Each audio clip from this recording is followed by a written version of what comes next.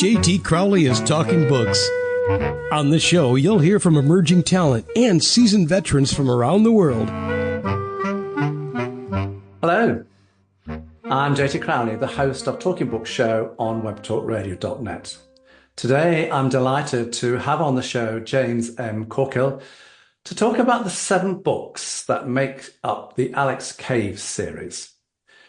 What are these series of books about? Well, I know what they're about because I've had a great chat with James over a couple of weeks on and off screen. So I know pretty much what they're about.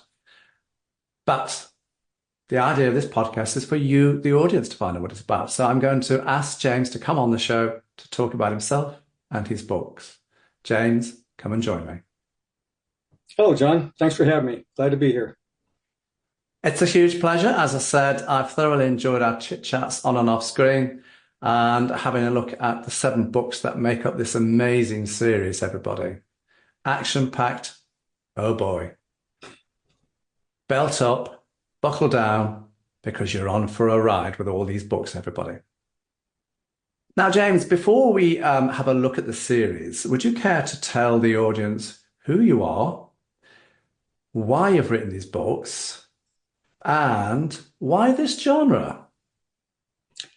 Well, I'm James Corkill. I'm kind of from all over the place. My dad was in the Navy, so I got transferred a lot. But I ended up growing up on an island in Whidbey Island and then working at the fire department there, federal firefighter. And I was reading all these books, and I kept thinking, I could write a better story than this. And so I started writing short stories and writing things down, and my friends thought they were all pretty good and everything. And then I thought, okay, well, I'll go ahead and try this. Well, I got lucky, and it turned out to be a famous horror writer named Hugh B. Cave, who lived on the island. I managed to get a hold of him through a used bookstore. He agreed to meet with me, and he took me under his wing and became my mentor, something his wife said he has never done before for anybody. So I felt really privileged to have that. And so he got me started, and that's how I kind of got into the writing. And then with his help, I kind of learned little tricks and stuff and what really takes to be a good story to keep people's interest. He taught me a lot of that stuff. And so I applied it to my stories as I started writing them. Because the writing journey hasn't been straightforward for you, has it? No, it was kind of up and down. And then after when I wrote Dead Energy, my wife was dying of cancer, and she wanted to see me published before she died. So I rushed the ending for it and published it. And she was glad that I did it. She got to see it before she passed away. She said, I love the story. I just didn't like the ending. I go, what? And she says, yeah, the ending just left me hanging. So I thought, okay. And I kind of set it aside, and then she passed away. And then I gave up writing. I just quit and kept working. And then I got seriously injured on the job in the fire department, had to retire, and I became a full-blown alcoholic and moved out here. And I was still drinking really bad, really hard. And the doctor was saying, your liver's going to crap and you got to quit drinking. Well, I didn't care. Then I met this lady who happened to read a copy of my first book, Dead Energy, and she really liked it. She asked me, are you writing? And I said, no, I drink now. And she goes, you got to start writing. I love the story. I just didn't like the ending. And I thought, yeah, nobody likes the ending. So I thought about it for a while, and she kept encouraging me to start writing again. And I tried, but I was so drunk and hungover, nothing made sense. So I made up my mind, got to quit. So I quit cold turkey. Started working on a rewrite of Dead Energy, the first novel, and came up with a great idea for the ending to make it into a series. That's how I got started writing. And I've been writing ever since. So it's been great. There you go, everyone. I thought I would just get that little story in, because when you're an author, it doesn't always flow as you want it to. Life has many ups and downs. So, James, let's have a look at the 7 books that make up this Alex Cave series. 7 books to date, if I may say so. Now, I understand that the first 3 books that are in the series are actually a mini little series of their own under the heading of the Energy Saga series. And you say that really the listeners, the audience, the readers should look at these 3 books that make up the Energy Book series first. The other 4 books that make up the Alex Cave series, everybody, Yes, they are part of the overriding series, but you could probably loosely say that each book has got its own standalone story to it. But overall, there are 7 books in the series, but the first 3 are a little mini series within a series, the Energy Saga series, and you need to read them first. Otherwise, you're not going to understand the character Alex or the other characters or the storylines at all. Now, let's go to the first book, Dead Energy. Here we have Alex Cave, the main protagonist throughout the series. His wife has been murdered. As a result, he steps away from his work at the CIA. He's looking for a quieter life. But does that happen? Oh no, everybody. Far from. In the book, we've got some really exciting characters here. We've got Martin Donner. He's the Director of National Security. And then we've got Reverend Menno Simons. Not so nice character. And his followers, they have got environmental issues. And the story's evolved around, oil tankers being attacked and targeted, as well as oil refineries, and the pipelines being attacked and targeted as well. They are just as important. So, James, would you care to tell everyone what's the overriding storyline to this amazing first book of yours, and where did the concept come from in the first place? Well, the concept came from a friend of mine in the fire department. This is back in the mid-'80s. We were having an oil crisis. And my friend happened to mention, wouldn't it be interesting if all of a sudden there was no oil anywhere? And I thought about it, and I thought, that would make a great idea for a story.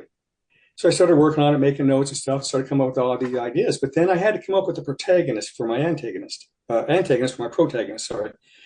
And I thought, well, since the oil's disappearing, who's doing it? And I said, it must be somebody that's really fanatical about the environment. And it turns out that Menno Simons fit the bill perfectly in my mind. So Menno Simons, his wife, or his mother rather, has bad asthma, breathing conditions, and he's tired of the machines polluting the atmosphere and everything. So he gathers his followers he decides he's going to eliminate all the crude oil in the world. This is his main plan. Put us back into the Stone Age, no more machines. And with that idea in mind, I started building up, okay, now how do I reach that potential? So then I started working on the story. And now Alex is kind of, the first version of it, Alex is just a freelance guy. And when I did the rewrite after my wife passed away, all of a sudden the character, I felt something in me about the character. And I thought, I got to give him a reason, a purpose. And I thought, if it happened to him, if his wife died, like my wife died, how would I feel? And so I put that emotion into him. And that's one of the things throughout the whole series is Alex has a struggle with relationships because he can't get over his soulmate, his first love. And this is an ongoing topic throughout the series. Will he ever be able to find love again? And so, anyway, that's where it goes for the series. And of course, and the old tankers. I don't know what else to say about Dead End. Yeah. The refineries and the pipelines, of course, these are all important. It's an action-packed book, everybody. Really is. Now, as I said, we are whizzing through these books because there are 7 to get through. It is a big series, and the idea is just to give you a flavour. It's not to give it away. If you want to know more about the books, as I say, go and have a look at his webpage. Go and buy the books. Now, the second book, Cold Energy. Now, it's the second book in the mini-series, but it's also the second book in the overriding series. And we've got 57 chapters here. So like all of your books, they're big, chunky books. They need to be to get these big storylines out. And again, this book, like all of your books, it's action-packed, it's spine-tingling suspense. It's a real page-turning book. And we've got the characters, Alex, of course. Then we've got Sharon. She's interesting. The billionaire Mike Tanner. The research ship Mystic. Plus lots of other characters that, go in and out of the book every day just to support the storyline. And his story revolves around a frozen ocean off the coastline of Vancouver. Alien technology as well. Rounds on the Aleutian Islands. Mystified scientists. A private Cobra research team centre near Yellowstone National Park. Where on earth, James, did you conjure up this storyline? What's it about? Spill the beans. Well, where I conjured it up, I don't know. That's hard to say. You know how writers are. It just pops into my head, and so I just go with it. A cold energy is there's these devices that Alex learned about from at the end of the first story, Dead Energy, that were a spaceship came back to Earth millions of years ago to clean the atmosphere, brought these devices with it. Well, it crash landed. And so Alex is on a quest to find out what happened to the spaceship and the devices that he brought. And it turns out that the research ship Mystic is searching for hydrogen or methane hydride in the deep ocean waters. And he's got this machine, this ultrasound machine that he uses to find it. Well, this machine accidentally activates one of these alien devices and immediately starts freezing the water, freezing the oceans off Vancouver Island and spreading at an incredible rate. And then it suddenly stops. So Martin Donner finds out about it and asks Alex to investigate to find out what happened. So Alex sets off and he meets one of his old buddies is on the Mystic, a crew member on the Mystic. Contacts him to find out what's going on, what's causing that was the other thing. This device also calls seismic events in Vancouver, Washington, and affecting the Mount Baker volcano. So anyway, Alex has a lot of friends, geophysicists, and his buddy from the CIA is on this ship, the Mystic, and he calls him and finds out that it's the Mystic that caused this to start happening in the first place. So they invite Alex out to try to figure out what's going on and to help solve the problem, figure out what these devices are, and if possible, a way to stop them from freezing the oceans. I have to point out here, everybody, that Alex is a geophysicist. Right. He's a geologist. That's why he gets invited out to these places, everybody. I need to make that clear. So that's why a lot of the stories are revolved around geological and seismic activities, because he's a geophysicist. That's why he gets called upon. And it's another exciting book. But do you know what? There were two chapters in this book, James, that really caught my eye. And that is chapter 6.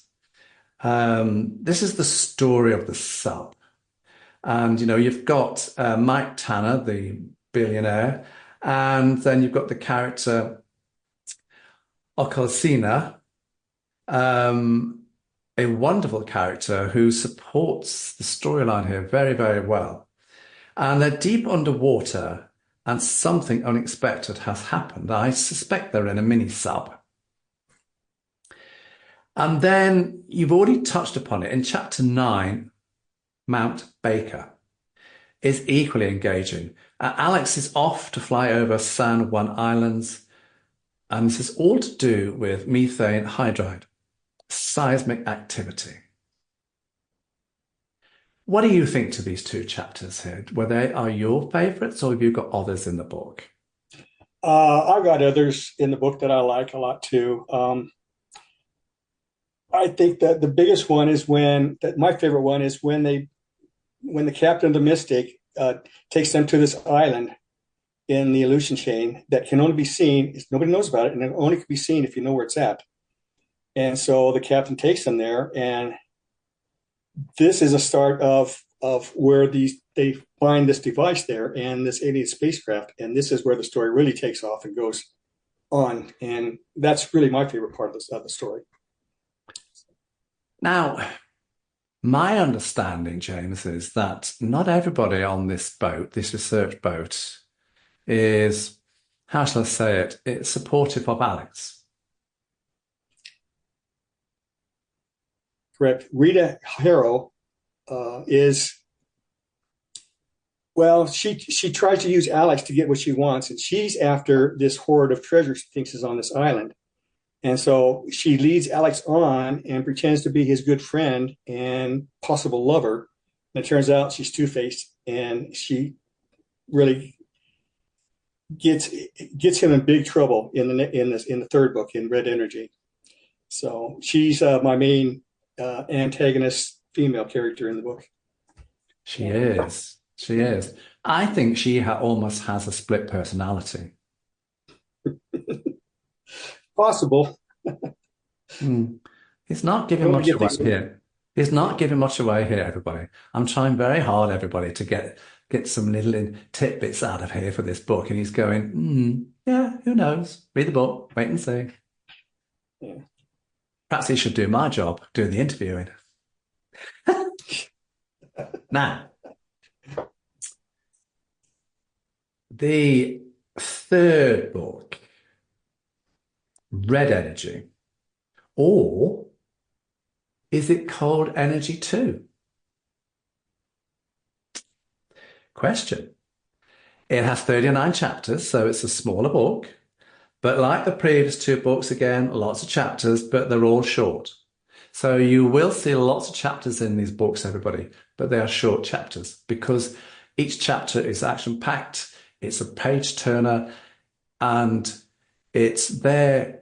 Each chapter will take you to the next chapter because it keeps you turning these pages. The story does that, and it's very clever how James has done this.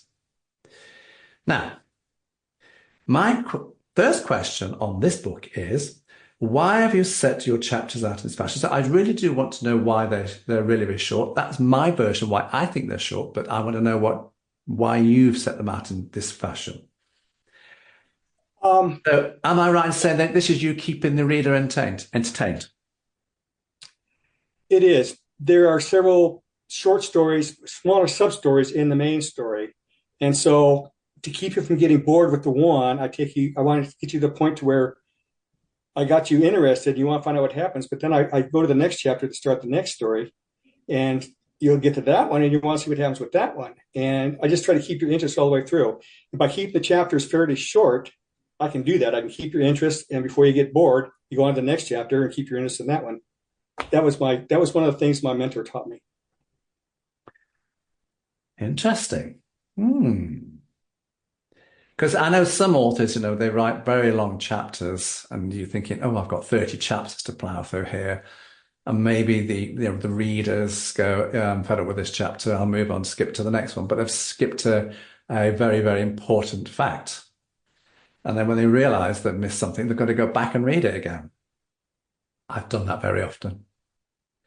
Now, Red Energy, the storyline here, James, I believe here we have Alex and all the characters again involved with an expanding polar ice sheet.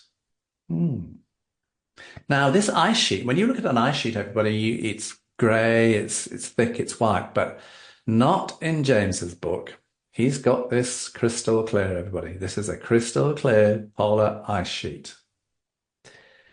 Now, the ice sheet has spread thousands of square miles within a matter of minutes. And as I said, the ice is clear. So the two characters that I quite liked here, James, is David. And we've already touched upon Rita. I think Rita is trying to get rich here. She's a manipulative little character, everybody. As I said, I think she's got split personality. I think she's devious. But that's not for me to tell you. Am I right, James? So what's going on in this book and these two characters? Yeah. David he's like Alex's younger brother that he never had. And he takes fond interest in helping David out whenever he can, and he gets him the job on the Mystic. Uh, Now, Rita, on the other hand, you might be right. She seems like she has a dual personality,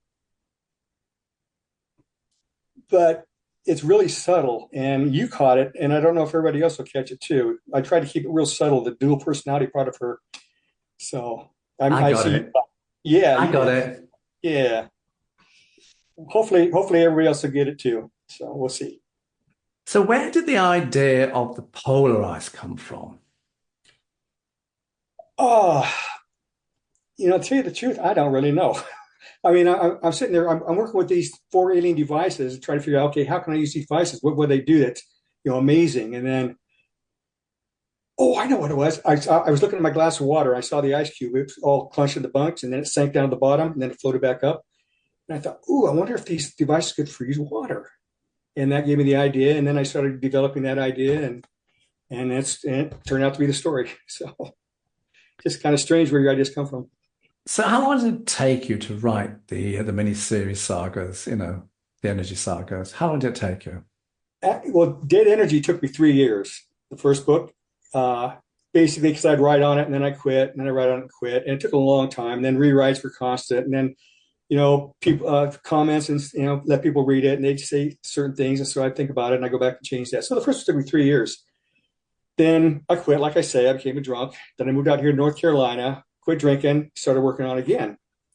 And after I came up with the idea for a new ending for it, then the next two books I got the next one out a year later and the next one out a year after that. In fact, they were shorter. The third one, Red Energy, was actually part of Cold Energy, the second book, but it was made the book so long. I decided, okay, I got to break this up into two separate books, and so that's why it's a trilogy, and that's why the third one is so short. Um, And that's why it's sometimes you call it Cold Energy 2. yeah, well, I figure you got Dead Energy, Cold Energy, and Red Energy, so that makes it a trilogy because the rest of them don't have energy involved in it, and so that's the trilogy there. And then of course that Alex keeps going on for these next stories. So, Tell me about the character Alex a little bit more. How old is he? well, when he starts out in Dead Energy, he's 37. When he quits the CIA and becomes a teacher, he's 37. Now, my problem is since I did the book so fast, it doesn't really give him time to age much along the way, because these things are all happening one after the other. Once a year, he's involved in another story. And so after 7 years, he's 37. So that makes him 44. And I'm thinking, okay, well, it's about time for him to think about something, doing something else or settling down to something. So I kept that in mind when I was writing the series. And that all led up to book 7 in the series, which is actually the last book in the series, and gives you a final ending to Alex's quest. And a surprise ending at that one. There is. Yeah, you won't believe how he finally solves his problems. So He's I quite think a that complex character, isn't he, Alex? yeah, he's pretty complex. He's got a lot going on, and he's had a lot of problems. And one thing my mentor told me, he says, a lot of times when you read a story, you're actually seeing part of the author in that story. Because a lot of times, the author will base some of it on his own character and own personality and stuff like that. With Alex, I guess he's kind of my alter ego, I guess. He's, well, not really alter, I don't know. It's hard to say. He's part of me, but he's his own character. And I put some of my life experiences into his personality and his problems to make him more relatable, I think, to the general people. He's just an everyday guy to everybody instead of some superhero. He's just a guy that's trying to do his job, and that's it. Mm. He's just stuck with this emotional problem that he can't get over, losing his wife, his soulmate. He just, for some reason, he can't get on with his life. In that aspect of it, is no more romances. He tries, but it just doesn't work. And that's basically his problem until the end. In the end, you'll find out he finally solves that issue. Indeed, he does. But I'm not going to spill the beans, everybody. Now, James, let's move away from the 3 books that make up the mini-series, the Energy Saga, and head to the 4th book, Gravity. Now, I understand that this book has been given 4 awards, so congratulations on those 4 awards, because they're not easily earned. But what struck me about this book was the cover to start with. And I think it's really exciting, the cover, because it really does say what's in the book.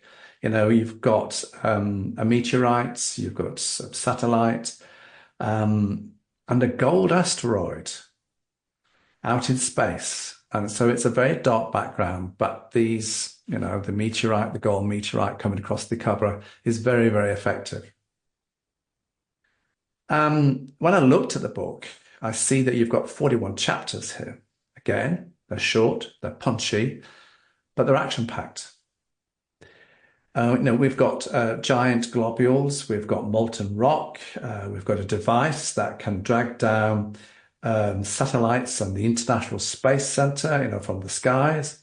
As I said, we've got a gold asteroid, volcanoes, and a heck of a lot more. But the character, Janus Sloane, intrigued me. What's she up to? I think she could give Rita a good run for her money here. Care to give us the brief insights as to what's going on in this book? What's lurking amongst the pages here? What's going to make the listeners and the audience buy it and turn those pages? Well, it takes off from Red Energy, the same big characters. And like I say, I leave the ending to where it leads in the next story, but this is not part of the original trilogy. Now, Janus Sloane, she's money hungry. She wants to get rich quick any way she can. And she finds out about this device that Alex has discovered that has this potential to make her a fortune. And so she does everything she can to stop him from getting it. And so she can get it herself and sell it on the black market. And she knows she can make a fortune on it, and she'll do anything she can to get it. She's a character I think she'd probably sell her own grandmother to get some money. Probably, yeah. So apart from Janice in this book, what's the storyline? Basically, it's a device that is capable. It creates its own gravity, and it's capable of dragging satellites from orbit. It actually starts dragging the moon out of its orbit around the Earth. It starts dragging it close to the Earth. Yeah. And they can't figure out how to stop it. And it would have been okay until Janice got her hands on it and accidentally turned it on. And that creates all these problems that she can't turn it off. And now Alex has got to try to figure out a way to stop this before it drags the moon all the way into, crashes into the Earth. And it's a quest because she keeps hiding it and running away, and he keeps trying to find her again. And it's kind of a race to stop this thing before it actually destroys everything, all life on the Earth, by the moon crashing into it. Even pulling it closer, it starts changing all the tidal effects on the world. The tides start getting really high and then really low, creating all kinds of problems. In fact, a sub-story in Gravity is this marina in Oregon that is affected by all this tidal changes. And Alex's new friend that he found out, her name is it's just I can't think of it now. Anyway, a new friend, everybody. Yeah.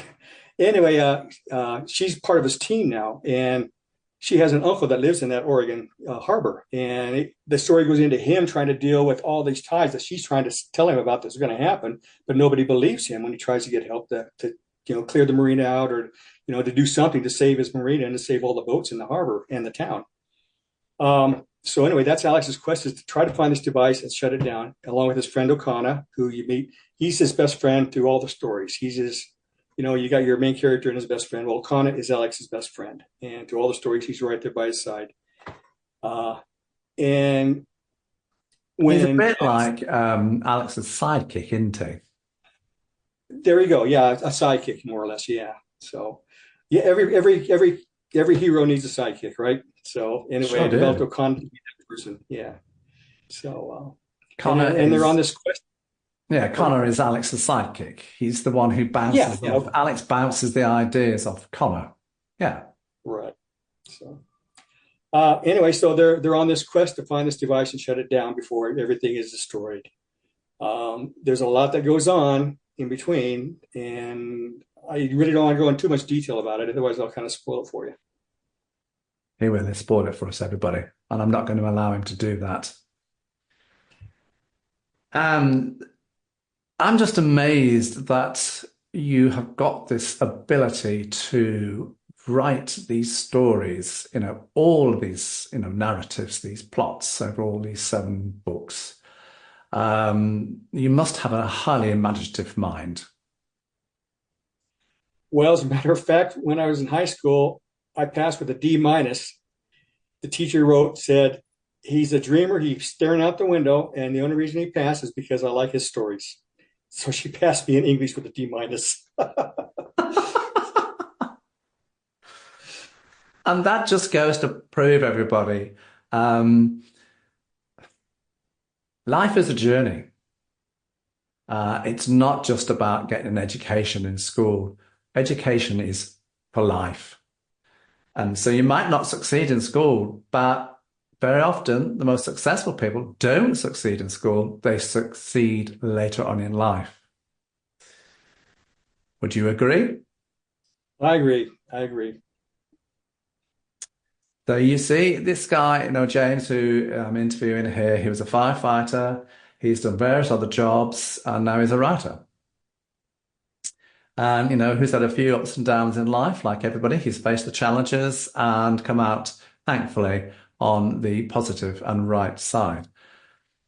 Now, book 5, Pandora's Eyes. Those blue eyes are very menacing on the book cover, I have to say. They are piercing blue eyes, everybody.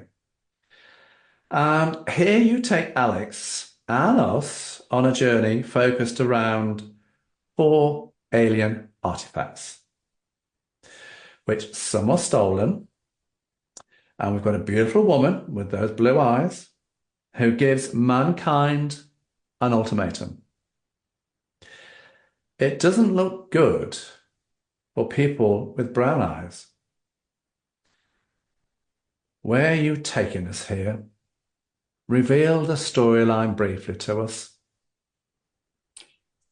The woman you're talking about, Pandora, she has a colony of servants, you might want to call them, and they're humans that they have genetically engineered to be their servants, and they go around and they take over planets and they colonize them.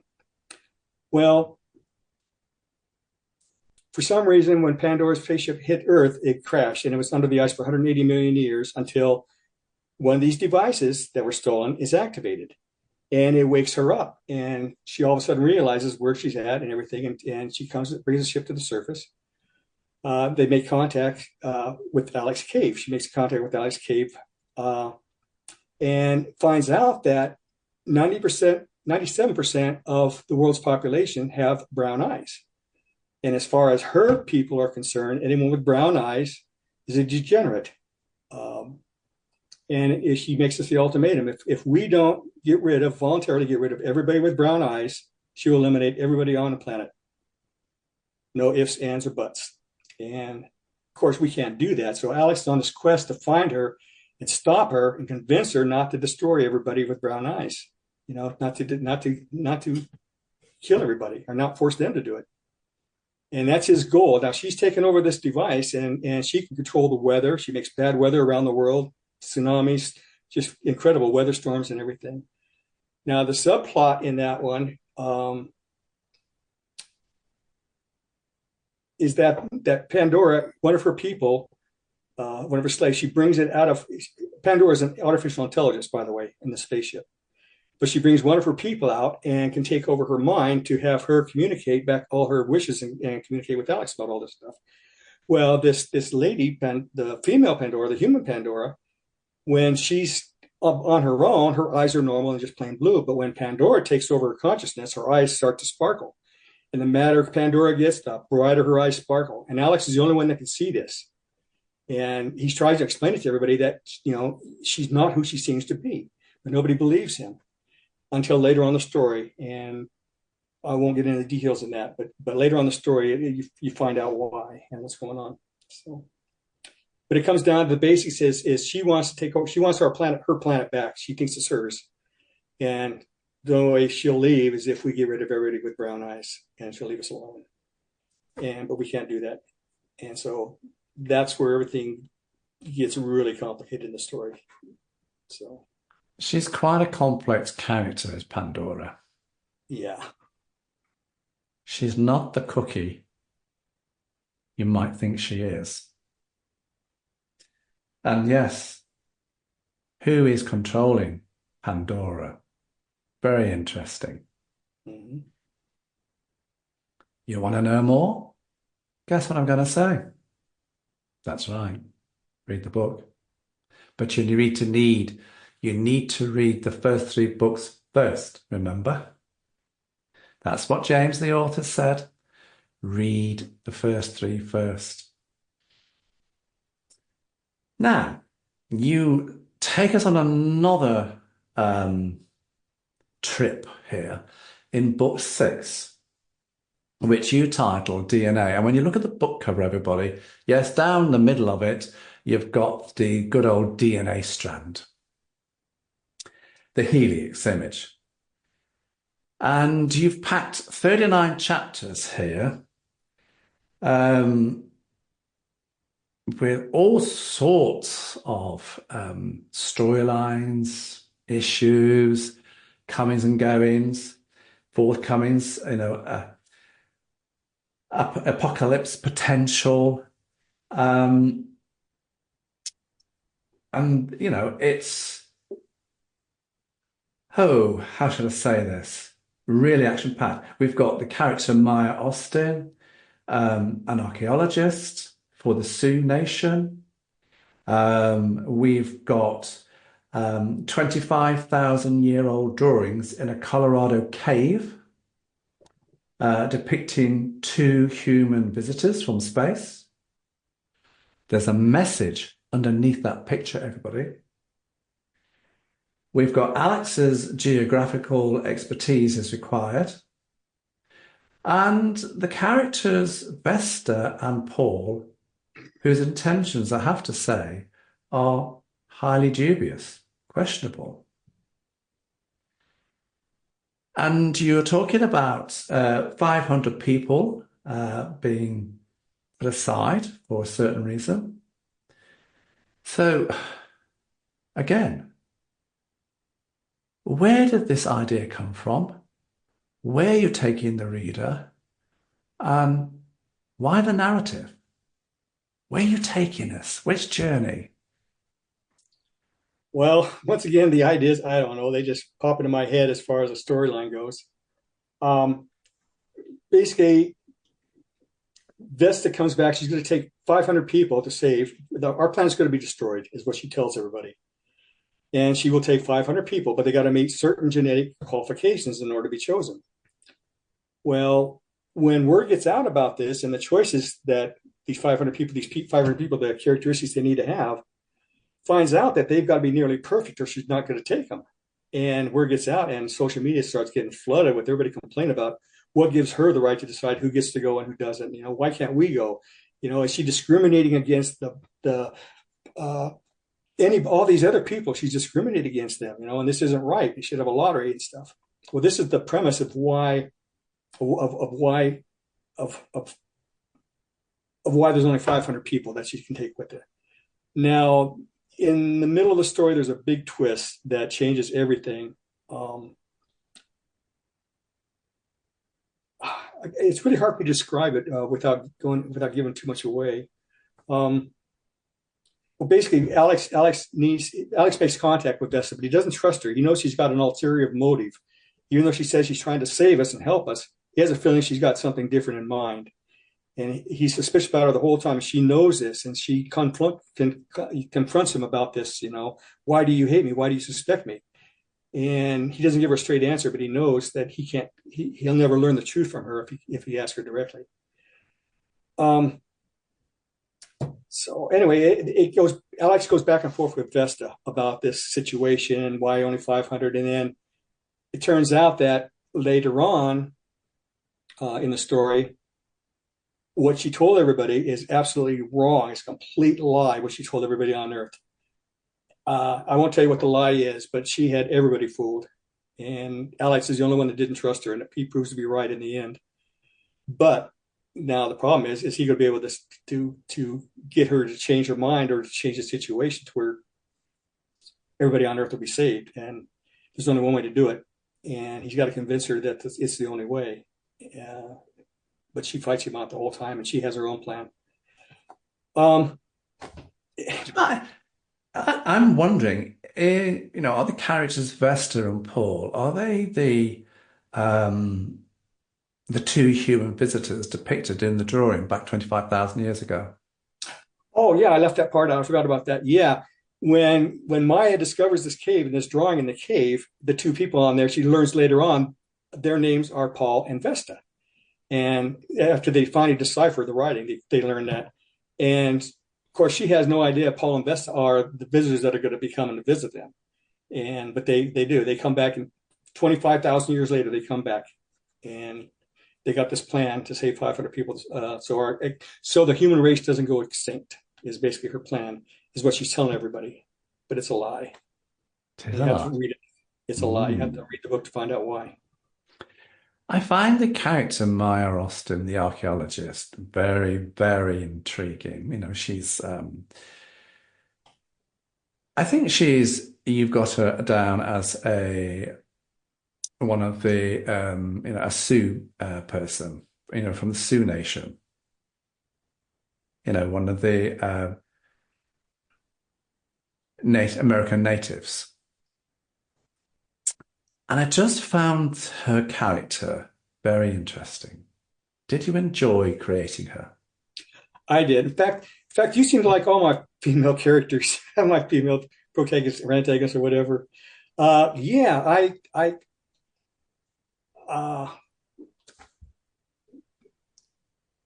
lost track of the question. I got sidetracked. Anyway, I like the character Maya Austin. Yeah. Where did you get her from? I don't know. I needed a character to start the story, and she popped in my head, and I thought, well, what better? Since I'm part Native American myself, I thought, well, what better than have a Native American on this quest, And she makes this big discovery, and since Alex is a geologist, she invites him to come to the cave to check it out. This drawing she found.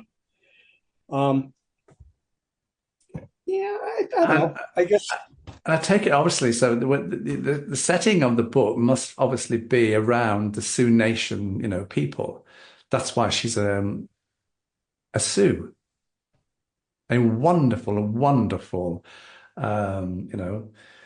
American native tribe people.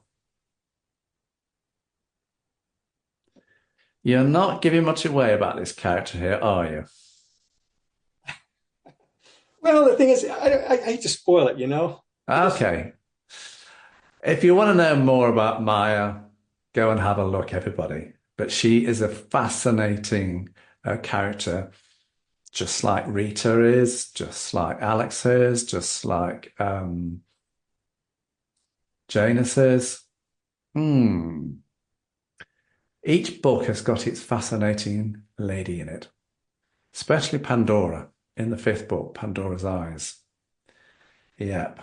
Now, the final book in the series, James, the 7th book, you titled it Parallel. And I've got to be honest here, I think you've kept your best to last. Despite the fact that it's your shortest book with 25 chapters, yeah, it's the shortest one, everybody.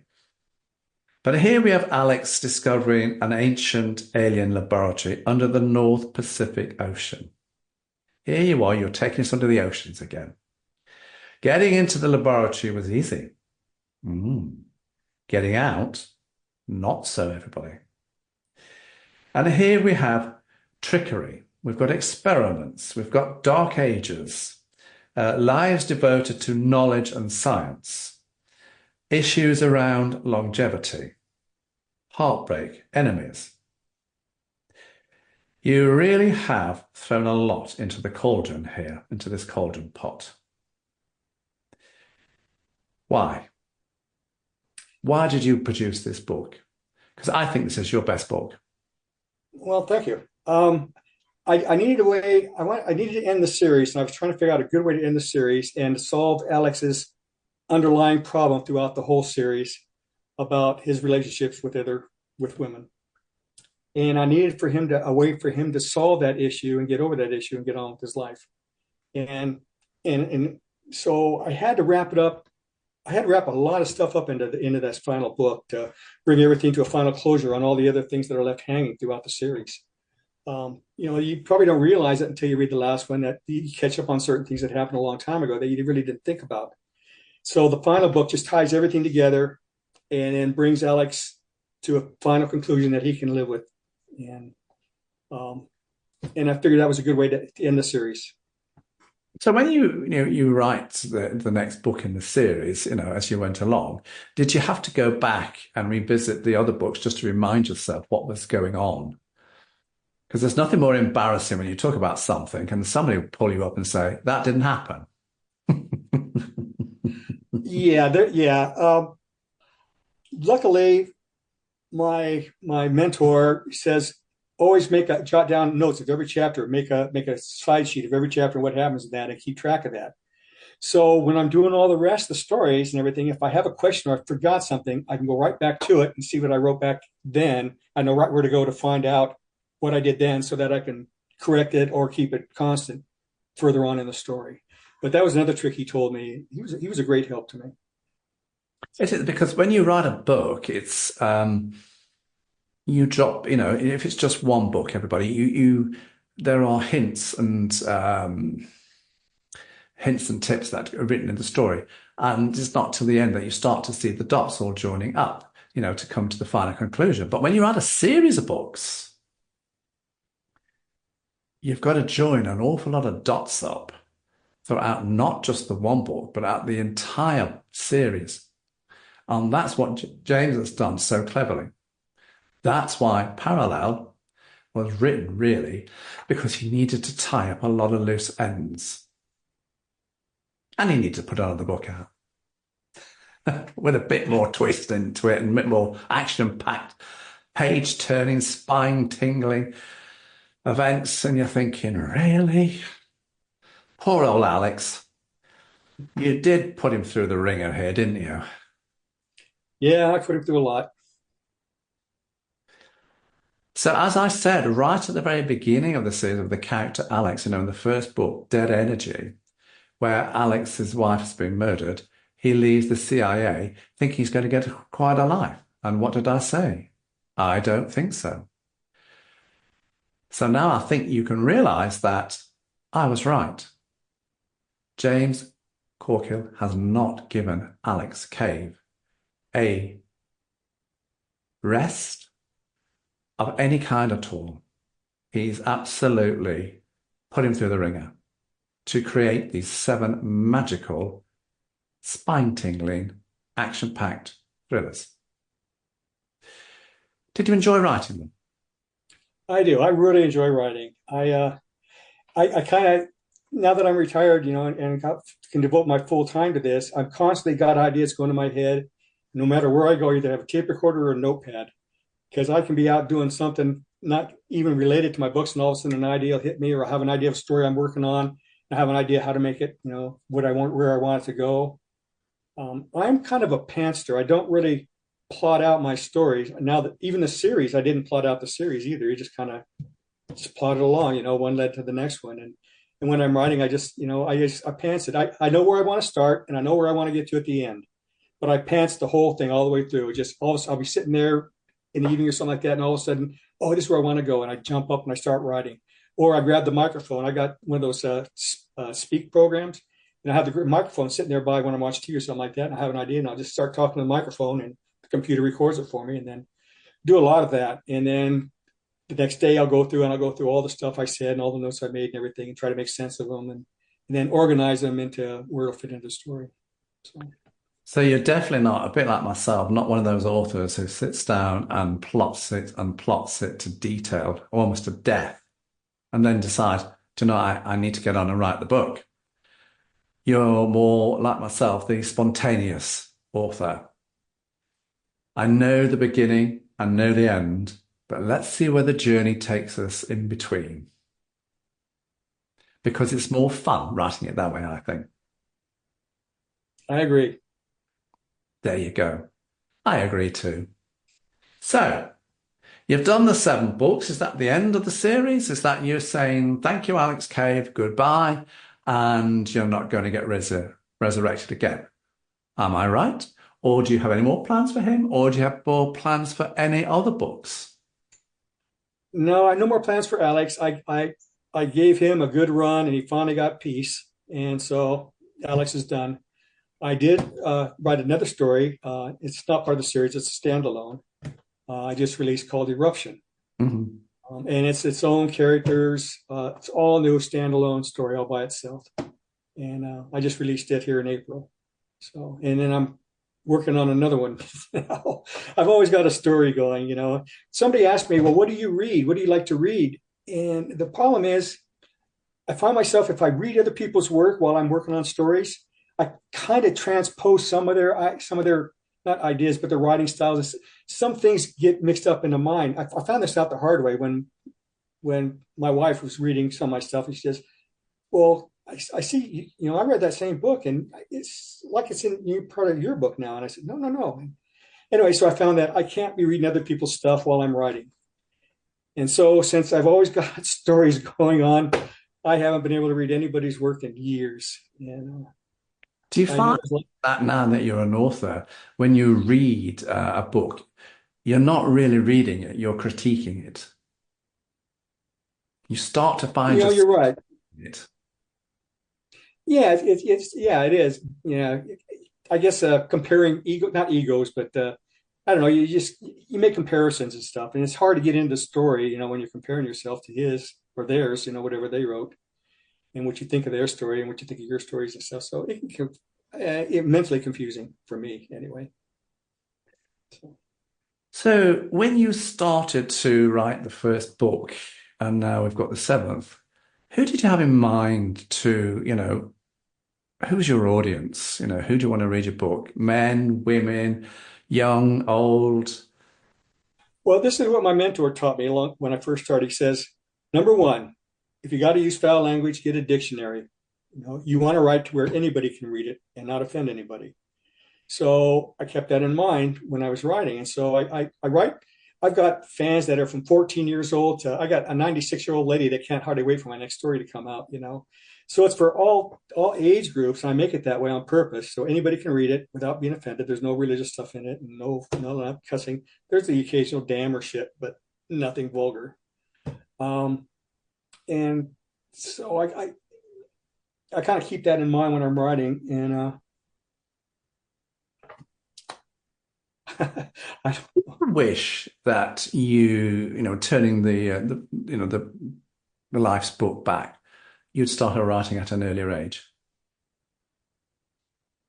Well, in high school, I started writing a lot. Before that, I didn't really, but in high school, I started getting these ideas in English class, and I'd sit there and I'd make notes. I wasn't paying attention. I couldn't tell you what an adjective or an adverb was back then, you know. But if you read my stories, you know that I at least have a concept or have an idea of what how to use it anyway. So, but yeah, I wrote a lot of. In fact, this one I wrote, it was a short story I wrote about Abraham Lincoln, him coming from the past and going to meet me in person. And I'm all excited about this and what I'm going to ask him, all this stuff. Well, that won an award for me when I was in high school. That short story. So, and I guess from that point on, I decided, I guess I can write okay. So I started writing short stories and stuff a little bit. And then when I got into being a full-time firefighter, I lost interest in writing because I in my spare time I started reading a lot more. And the more I read, there was a lot of good stuff out there, but I come across these books that the writing was terrible and the story was terrible. I kept thinking to myself, I could do better than that. Mm. And so finally, that's when I met that famous horror writer and started writing, and that got me into it and been writing ever since. And that was back in, wow, that was 1989, I think, is when I first started writing The Dead Energy, the first book. But I didn't But I publish it. think the person that you really need to thank is that lady that you met who said, you need to write again. Exactly. She changed my whole life. Changed your whole life. Yes. In fact, she actually saved my life because I was about to die from liver failure. I was drinking so bad. Yeah. So in ways, she gave me a reason to stop. She gave me a purpose to keep going, because I was just depressed and giving up on life, basically. And then she gave me a reason encouragement to do something. And absolutely. And it changed my whole life. Just that one chance meeting. Thank goodness for that. So where can people get your books from? You can get them anywhere: Sony, Amazon, Kobo, Draft 2 Digital. I got them just about everywhere. I'm self-published, so I don't have a agent or anything like that, and so that's why I'm able to go to all the different outlets and put my story out there for everybody to get when they want it. So. You never know. Maybe somebody might watch this podcast interview, and like it's happened before with some others, you might get a phone call or a message saying, care to come on board and let's see what we can do with re-editing and tidying up and enhancing the stories. You never know. You never know. Yeah, I'm game. So, James Corkill, thank you so much for giving me the wonderful opportunity to spend time with you on and off air, to look at your books, to get to know you a little bit, and to, get to know a little bit about the Alex Cave character that is the dominant character throughout your 7 books. So for me, it's been a wonderful experience. And all I can say to the audience is, like I say on most interviews, is simply go and have a look at his books, everybody. But you need to go and have a look at the Energy Saga books first. So you really need to go to Dead Energy to start with. Try him out on that one, everybody. James Corkill, thank you for joining me. Well, thank you very much for having me, John. I really appreciate it. You're very welcome. I'm J.T. Crowley. Thanks for listening, wherever you are in the world. Until next time, stay safe.